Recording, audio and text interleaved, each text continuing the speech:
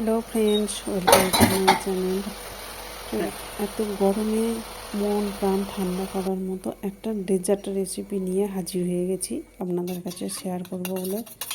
তো দেখতেই পাচ্ছেন, দুটো ডিম নিয়ে ফেটিয়ে নিলাম ভালো মতো। এরপর চিনি দিয়ে দিলাম।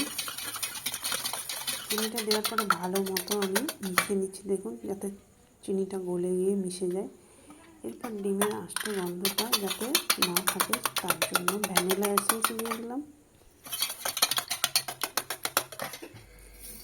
এরপর দেখুন, দুধ নিয়েছি 250 গ্রাম। এটা ছিল প্রায় 500 মিলি দুধ, সেটাকে আমি জাল করে সিদ্ধ করে প্রায় 250 মিলিতে নিয়ে এসেছি। এরপর একটা পাত্রে দেখুন তেল ব্রাশ করে নিলাম। এরপর ডিমের গোলার মধ্যে দুধটা ঢেলে দিলাম। একসাথে আবারও ভালোভাবে মিশিয়ে নিলাম। যারা আমার ফেসবুক পেজ থেকে দেখছেন, পেজটা অবশ্যই ফলো করে দেওয়ার অনুরোধ রইল। এরপর মিশ্রণটা ওই তেল ব্রাশ করে রাখা আগে থেকে পাত্রটাতে ঢেলে দিলাম।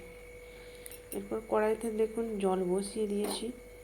তো জলটা ভালো মতো ফুটে উঠলে স্ট্যান্ড বসিয়ে দিলাম, তার মধ্যে এটাও দিয়ে দিলাম। এরপর ঢাকা দিয়ে 10 থেকে 15 মিনিট রেখে দেবো, আঁচটা একদম লো আঁচে রেখে।